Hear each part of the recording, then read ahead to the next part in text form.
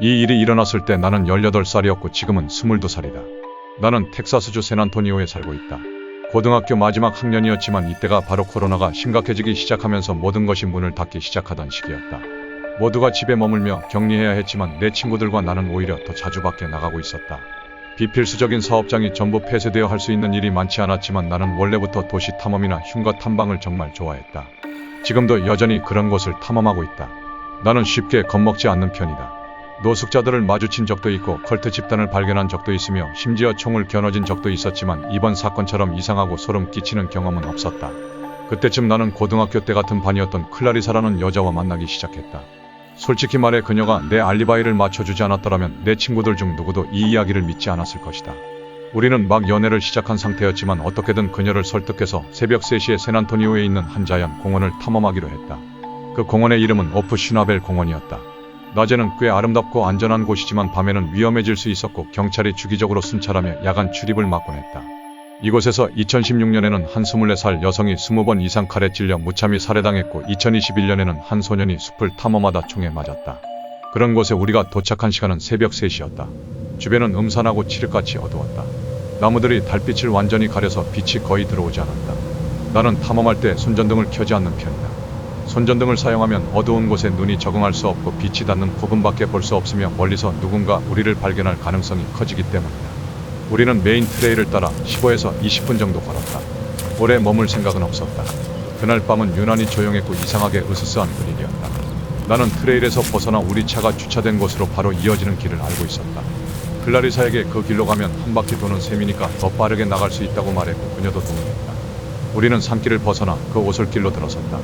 그러나 우리가 그 길을 따라 걷기 시작한 지 2분도 채 되지 않아 갑자기 어디선가 플루트 소리가 들려왔다. 우리는 즉시 걸음을 멈추고 서로를 바라보며 소리에 집중했다. 누군가 플루트를 연주하고 있었는데 음률이 일정하고 아주 능숙한 연주처럼 들렸다. 그러나 그게 아름답다고 생각할 새도 없이 나는 이 상황 자체가 너무도 소름 끼친다고 느꼈다. 나는 쉽게 겁먹지 않는 편이지만 클라리사는 공포에 질려 몸을 떨며 눈물을 글썽였다. 그리고 곧바로 하나님께 용서를 빌며 기도하기 시작했다. 그때서야 나는 이 상황이 단순한 이상한 일이 아니라 심각한 문제일 수 있다는 걸 깨달았다. 문제는 소리의 위치를 정확히 알 수 없었다는 것이었다. 플루트 소리는 우리가 걸어온 메인 트레일 방향에서 들려오는 듯 했지만 나무가 빽빽한 숲 사이로 약 30에서 50야드 떨어져 있었다. 그리고 그 소리는 점점 더 커지고 더 가까워지고 있었다. 마치 소리가 바로 우리 위에서 울리는 것처럼 느껴졌다.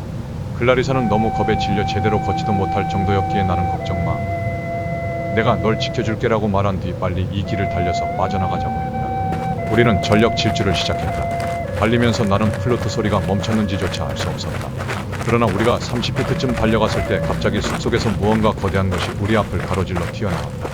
커다란 덤불이 흔들리고 바닥에서 나뭇잎과 나뭇가지가 부러지는 소리. 솔직히 말해 그게 무엇인지 보이지도 않았다. 그러나 그 순간 나는 그 존재의 크기를 온몸으로 느꼈다. 바람 때문인지 아니면 내 몸이 본능적으로 반응한 건지 모르겠다. 그런데 이상한 점이 있었다. 나는 그것이 다가오는 소리도 듣지 못했고 멀어지는 소리도 듣지 못했다. 그 순간 딱 한 번만 엄청난 속도로 우리 앞을 지나간 소리를 들었을 뿐이다. 당연히 우리는 즉시 뒤돌아 뛰기 시작했다. 그런데 우리가 다시 원래의 메인 트레일 근처까지 도달했을 때 플루트 소리가 다시 들려왔다. 이번에는 훨씬 더 크고 우리 바로 옆에서 울리는 듯했다. 그 연주는 마치 아일랜드 전통곡 같았고 일정한 리듬으로 계속 연주되고 있었지만 여전히 소리의 방향을 파악할 수 없었다. 우리는 완전히 갇힌 상황이었다. 뒤쪽으로 가면 정체불명의 거대한 존재가 기다리고 있었고 앞쪽으로 가면 플루트를 연주하는 미친 사람이 있을 가능성이 높았다. 나는 결국 클라리사에게 그냥 메인 트레일을 따라 트럭으로 돌아가자라고 말했고 우리는 다시 전력 질주하기 시작했다. 원래 20분 걸려야 할 거리를 7에서 8분 만에 달려나왔다. 달리는 동안 플루트 소리는 어딘가에서 사라졌고 길 한쪽에는 수상한 이동식 화장실이 놓여 있었다. 나는 혹시 누군가 그 안에 숨어 있을까봐 극도로 긴장했지만 아무도 없었다. 마침내 트럭에 도착한 우리는 나는 곧바로 차를 몰고 그곳을 빠졌다. 다음날 나는 친구들에게 이 이야기를 했고 인터넷을 뒤졌지만 이와 비슷한 경험을 찾을 수 없었다. 사람들은 귀신을 보았다고도 하고 컬트를 만났다고도 하며 숲에서 기이한 동물 소리를 들었다고도 했지만 새벽 3시에 울려 퍼지는 부드럽고 일정한 플루트 연주에 대한 기록은 없었다. 그날 밤 내가 만난 것이 사람인지 귀신인지 컬트 집단인지 아니면 전혀 다른 무엇인지 나는 아직도 알지 못한다. 나는 여전히 기이한 장소를 탐험하지만 그 숲만큼 소름 끼치는 곳은 다시는 가지 않았다.